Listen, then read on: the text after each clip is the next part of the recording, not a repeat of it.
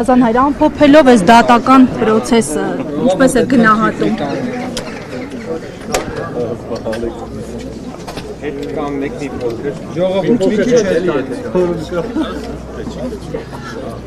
Սիրելիներս, բոլորս հիմա ներկա եղանք եւ ականատեսը եղանք ցավով իրական Հայաստանի արդարադատության իրականացմանը։ Նորից ցավով պիտի ասեմ, արդարադատություն, որը իրականացվում է, իրական ավտոկրատիկ ռեժիմի ստեղծած մի մթնոլորտում, բնականաբար, որը վախի, կամակատարության, քմահաճույքի կատարման մթնոլորտ է։ Մեզ համար հայտնի է, որ Միքայել Սրբազանի այս ամբողջ դատական գործը եւ հիմնական մեղքը նրանում է կայանում, որ նա հայ եկեղեցու հոգեվորական է։ Եվ պետք է հայ եկեղեցու հոգեվորականին որևէ կերպ պատժել։ Ինչպես մեր նախորդ հայտարարության մեջ Մայր Աթոռ Սուրբ Էջմիածնի նշել էինք, որ մենք չենք ընդունում Միքայել Սրբազանի մեղավորությունը, որ շինված ապօրինի գործընթաց է գնում, մենք նույն կարծիքին ենք մնում, առավել ևս համոզվեցի, երբ այսօր մեղադրող կողմը մի անգամից 2.5 տարվա խափանման միջոցը որպես ազատազրկում առաջարկեց։ Գիտեք, այն հսկա մի գրեթե 1000 էջանոց տրցակը իր առջև որ դրված էր, որը որ որևէ այսքան նիստերի ժամանակ չթերթատվեց եւ հայտնի չէ մեջը ինչ է, քանի որ չգիտեմ, գուցե ես չեմ լսել, դուք բոլորդ լսել եք մեղադրող կողմից այդ 2000 էջ պարունակողից գոնե մի էջը, ինչ է, ինձ թվում է պարզապես այդ թղթերի վրա, ամեն էջի վրա գրված է, մեղավոր է եւ վերջ, ծունկի բերել նստացնել, ամեն էջի վրա անընդհատ կարդալու եւ իրականացնելու նման արդարադատություն։ Ցավում եմ,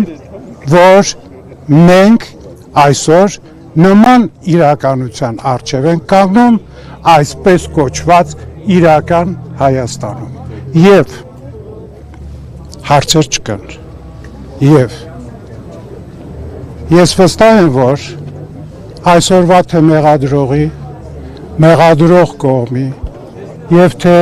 դատավորը, որ ունեն զավակներ եւ իմ աղոթքն է առ Աստված, որպեսզի նրանց զավակները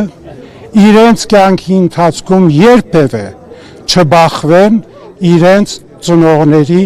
նման արդարադատություն իրականացնողների։ Եվ վստահ եմ, որ Աստված մեր աղոթքը կլսի եւ նրանց երեխաներին կփրկի իրենց նմաններից։ Սրբազան հայր, ամեն դեպքում իշխանություններն աննահանջ են, դա գիտեք, դուք ասացիք, որ վստահ եք, որ ամեն էջում գրված է պատժել, ծունկի բերել է, ծունկի բերելու կոնտեքստը նաև իշխանությունների խոսքում է։ Ի վերջո։ Շատ լավ գիտենք, թե այդ կոնտեքստը որտեղից է սկսվել, որտեղից է գալիս եւ նորություն չի դրա մասին հիմա խոսելը։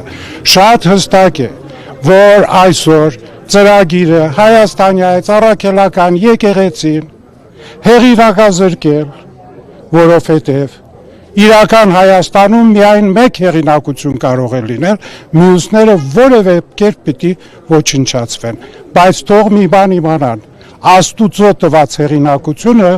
մարդը չի կարող խափանել։ Սրբազան հայր, ինչ կանի վերջո Մայր Աթոռը, ինչ քայլեր կձեռնարկի, եթե նրանց հաջողվի ազատազրկել Հաճապահյանի։ Այն ինչ որ պետք լինի եւ այն ինչ որ հնարավոր լինի։ Ձեզ թվում է ես հիմա ձեզ հետ պետք է ամեն քայլի մասին խոսեմ։ Դուք էլ գիտեք, որ ճիշտ չի լինի։ Սրբազան հայր խաչակրած արշավանքի մասին հայտարարվեց բոլոր ամբիոններից Փաշինյանի բերանով, ով պիտի կանխի, որպեսզի չմնա բեռը եկեղեցու վրա եւ եկեղեցու Խաչակրած արշավանքները շատ ազնիվ արշավանքներ էին Հիսուսի գերեզմանը փրկելու համար։ Ես չգիտեմ դուք որ խաչակրած արշավանքների մասին եք։ արշավանքներ, որոնք Չէ, ազատագրեն իր բառերով ասած վայրաթորը։ Չէ, հարցը նրանում է, որ այստեղ էլ կա բռնության կոչ, այստեղ էլ կա եկեղեցական իշխանափոխության կոչ, եւ այդ կոչերը մնում են որպես նորմալ եւ որևէ տեղ չի քննարկվում, որ դրանք էլ կարող են ներկայանալ իբրև մեղք, մեղավորություն, չասելու համար հանցագործություն։ Ամեն դեպքում բռնության կոչը ում համար, ում դեմ էլ լինի, բռնության կոչը մնում է բռնության կոչ, որը ընդունելի չէ թե քրիստոնյա հասարակության եւ թե իրական իսկապես ժողովրդավար հասարակության կողմից։ Սրբազան այսօր հերթական հոգևորական հայտարարություն տարածել Տեր Արամի ասածը հաստատելով հիմա կդժվարանամ հոգևորականի Տեր Թադե։ Եվ Շատ են այսպիսի հոգևորականներ։ ոչ, շատ չեն այդպիսի հոգևորականները եւ ես որևէ կերպ չեմ տեսնում դրա մեջ ինչ որ սոսկալի մի մեղք, ինչ որ հեղափոխական ինչ որ բաներ, այդ ամենը մենք ուսումնասիրենք, հանգիստ կքննենք ի վերջո ամեն մի ուրեմն ինստիտուտում կա իր ներքին կադրային հարցերը, կա իր ներքին կարգապահական հարցերը եւ դրանք այն բաներն են, որոնք բնավ չի հուզում այսօր մեզ ինչ որ ձևով Դո ջան, ես ասում եմ դեռս քիչ չենք էլ քննել, դուք ասում եք կարգալույս կանեք։ Դուք ուզում եք այն ինչ որ նրանց միջոցով ուզում են որ մենք անենք։ Ինչի մասին է խոսքը։ Իսկ չի քննվել, ինչ կարգալույցի մասին է խոսքը։ Սրբազան հայր։ Ուղերձ, հա, դուք շարունակեք։ Ես հարցնում եմ։ Չի, բայց ինչու է կա մենք էլ նման մեղադրողների նման ենք։ Ոչ պարզապես իշխանականներն են նման թեզեր տարածում։ Թող տարածեն ի վերջո իշխանականները եւ որևէ մեկը իրավունք չունի եկեղեցու ներքին կադրային հարցերին խառնվելու։ Ներքին կարգապահական կանոնական հարցերին խառնվելու։ Որևէ մեկը իրավունք չունի։ Իսկ եթե իրենց համար ուրիշ բան չունեն անելու, այդ ժամանակ թող զբաղվեն նաեւ այդ հարցերով։ Եվ ստեղծել իրենց համար ինչ-որ մի գործընթացներ,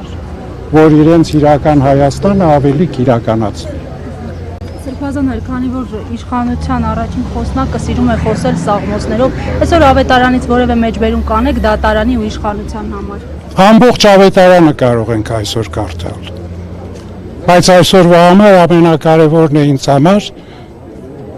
խնդրեցեք եւ կգտնեք, բախեցեք եւ կբացվի։ Ուրիշ կոչ չեմ կարող անել։ Շնորհակալություն։